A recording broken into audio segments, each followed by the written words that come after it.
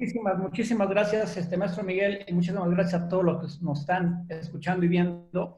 Sí, efectivamente, hay un parteaguas, como ustedes saben, en la reforma del 2011, de junio del 2011, donde se da un realce a los derechos humanos. Y bueno, aquí efectivamente a través o a raíz de este COVID, pues resulta que, como bien lo han comentado mis compañeros, hay una tela muy delgada en que se pueden ver violentados o atentados nuestros derechos personales, nuestra dignidad.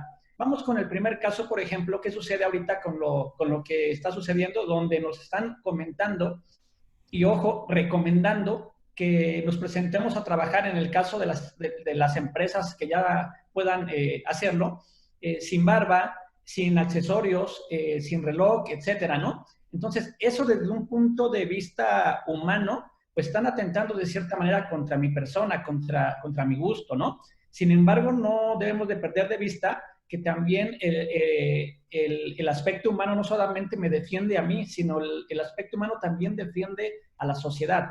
¿Qué es más? Que yo me deje la barba y que pueda yo de un determinado momento contagiar a mis compañeros trabajadores, o tiene que prevalecer la salud de ellos sobre la mía. ¿De acuerdo? Entonces yo creo que por ahí al inicio se estaba escuchando muchísimas publicaciones en el aspecto de que iba a ser obligatorio el hecho de no usar barba, etcétera. Y ahora ya lo están tomando como una recomendación precisamente para no atentar con las condiciones de mis compañeros trabajadores.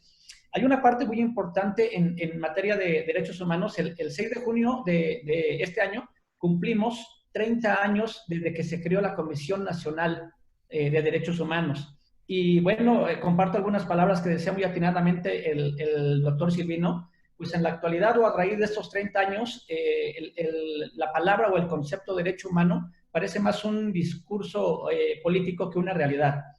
Yo no puedo exigirle al Estado, en términos del artículo 1 constitucional, que me ampare o respete mis derechos humanos si no tengo el conocimiento de qué son los derechos como tal. ¿Qué es lo que me puede proteger? ¿De acuerdo? En ese aspecto hay una parte muy importante.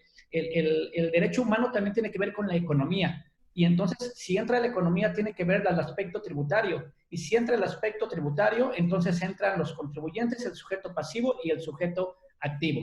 ¿De acuerdo? Entonces, en ese tenor, bueno, ya ahorita lo estamos viviendo, parece ser que van a desaparecer algunas oficinas de Prodecon, que desde mi punto de vista es la única instancia que protege el derecho humano en la materia fiscal. Imagínense si llega a desaparecer, le bajaron el presupuesto un 75%. Si llega a desaparecer, yo creo que va a ser un poquito difícil. Si ya de por sí nuestro enfrentamiento, por llamarle de alguna manera, con las autoridades fiscales a veces resulta caótica, imagínense sin la protección de esta instancia, ¿no? Pero bien, acá entra otro factor muy importante, maestro Miguel, y si me regalas la siguiente lámina. ¿Qué tiene que ver el COVID ahorita con los riesgos psicosociales, con la NOM 35, que no deja de estar alejado un poquito del aspecto fiscal, esta NOM 35, que como ustedes saben, entró en vigor en octubre del 2019. Esta NOM 35 como tal, su objetivo es identificar y analizar y prevenir, por supuesto, los riesgos psicosociales en un centro de trabajo.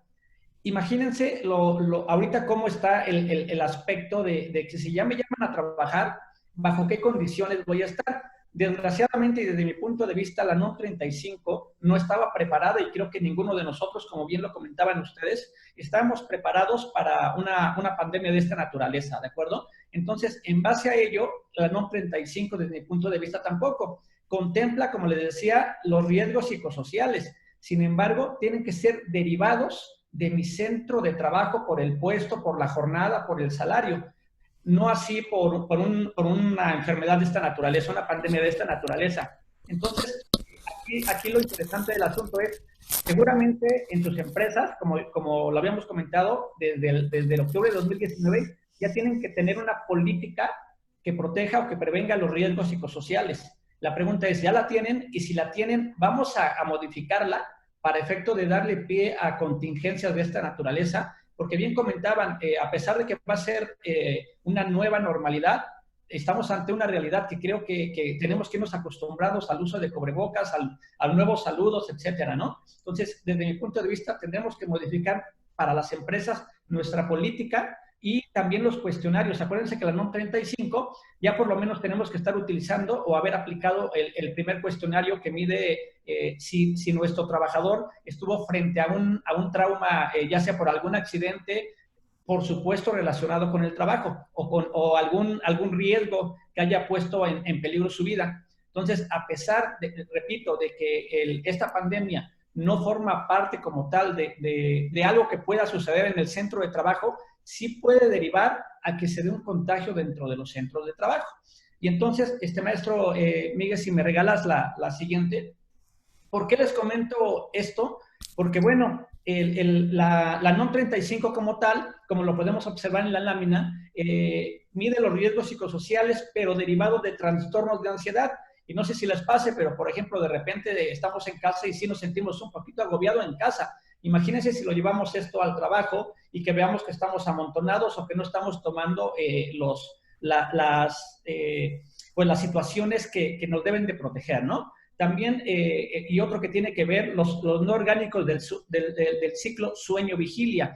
¿Esto qué quiere decir? Mi trabajador tiene que dormir cuando menos 7 horas. Y no sé si algunos de ustedes estén pasando lo mismo, pero creo que no estamos durmiendo nuestras 7 horas por el momento, ¿de acuerdo? Por la misma, lo que estamos encerrados prácticamente. Y eso, pues, por supuesto, nos conduce a nuestro apartado C, pues vamos a tener un estrés grave en los centros de trabajo. Y bueno, esto a qué nos lleva, repito, la NOM 35, si bien hace mucho hincapié a los factores de riesgo psicosociales, la realidad es que es dentro del centro de trabajo, que se den dentro del centro de trabajo. Entonces, ahí les dejo esta tarea porque desde mi punto de vista hay que modificar la política de riesgos psicosociales y tomar las medidas pertinentes para que mis trabajadores puedan llegar de una manera, adaptarse a la nueva normalidad.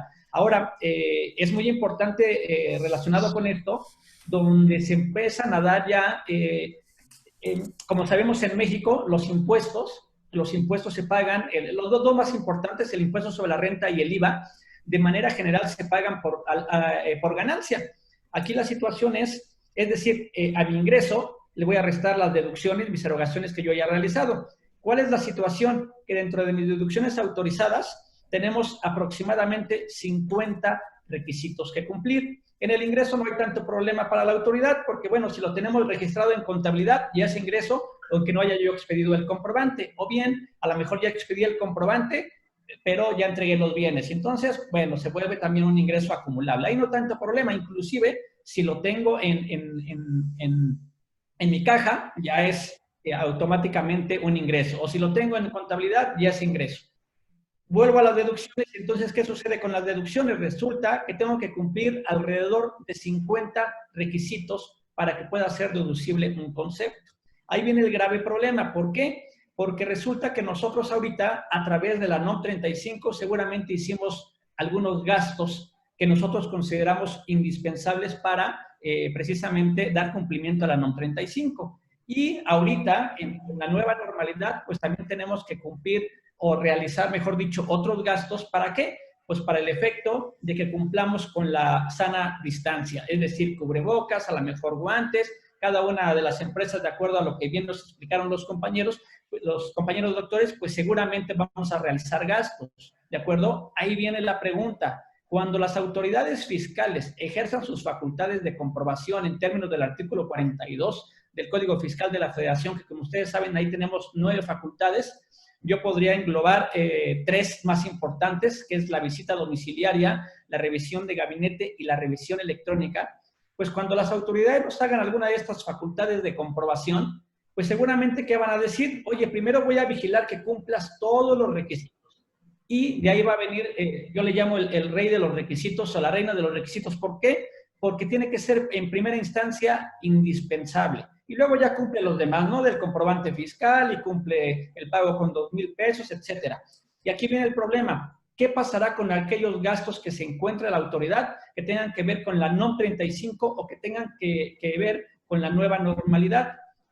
Seguramente va a decir no indispensables, o seguramente, como es a criterio a veces de la propia autoridad, algunos dirán que sí. Ahí viene un pequeño problema. Este 2020 hubo una modificación, se crea, se expide el artículo 5A del Código Fiscal de la Federación, donde se habla mucho de la razón de negocio.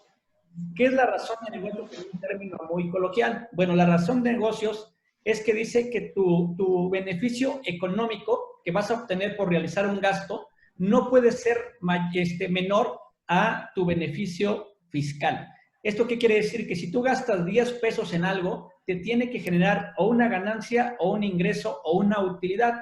Si no te lo genera de esa manera, la autoridad te va a hacer una reclasificación de esos gastos. Entonces, repito, esta razón de negocios es muy importante, nació en este ejercicio para 2020 y repito, esta razón de negocios es el beneficio económico tiene que ser mayor al beneficio fiscal. Si es al revés, definitivamente para la autoridad puede inclusive, y así lo dice el 5A, puede considerarlo como inclusive una operación inexistente. Entonces, de ahí que debemos de tener mucho cuidado porque en este sentido tiene que prevalecer desde mi punto de vista el hecho de que sí es indispensable. ¿Por qué? Porque es en cumplimiento de una norma, no, si bien no no fiscal, si es una norma de salud. Y por otro lado, es necesario para mis trabajadores. ¿De acuerdo? Pero bueno, eso es palabra mía. Si me regalas la siguiente lámina, maestro Miguel, porque eso debemos de tener un sustento jurídico. Y aquí es donde viene en esta lámina nuestra relación. Ok. Como les había comentado en el artículo 1 constitucional, que con esta fuerte reforma en materia de derechos humanos se da en el artículo 1, bien, señala en su segundo párrafo que todas las normas relativas a los derechos humanos tienen que interpretarse de manera que favorezca a la persona, al individuo y en este caso muy específicamente al contribuyente. Ojo con eso, vuelvo a repetir, los derechos humanos, las normas relativas a los derechos humanos tienen que interpretarse de manera que protejan los derechos humanos del individuo, del contribuyente, etcétera. Esto prácticamente y a nivel jurídico tiene el nombre de principio pro persona. Interpreta de manera que proteja y favorezca a la persona, ¿de acuerdo? Y eso, entonces, ¿qué tenemos que hacer? Bueno, eso de indispensable, eso de tus requisitos que vienen en la ley, eso lo tienes que apegar y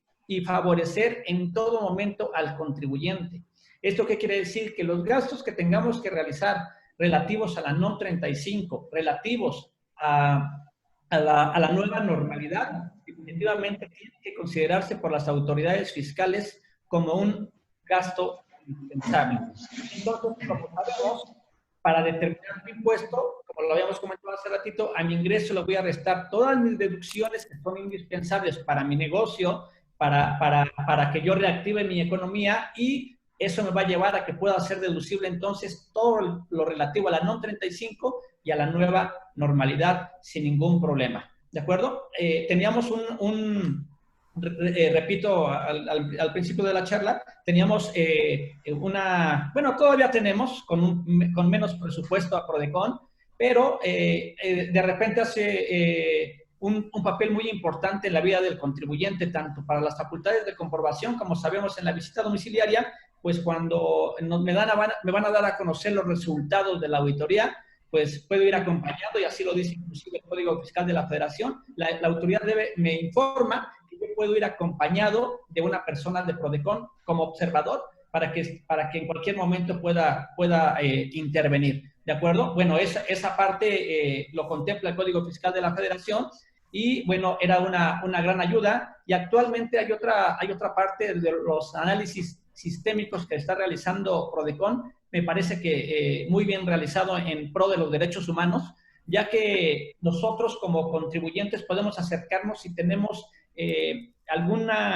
algún problema en interpretación, nos podemos acercar a Prodecon y Prodecon nos va a decir, mira, voy a hacer un análisis, se lo voy a compartir a la autoridad para ver qué resultado me puede dar, si estamos mal en la interpretación o es correcta la interpretación. Ese análisis sistémico desde ahorita nosotros lo podemos solicitar a Prodecon para que nos diga, por ejemplo, si los gastos realizados por NOM 35 son indispensables para la autoridad. Y bien, pues con esto cierro mi participación, maestro Miguel, en materia de derechos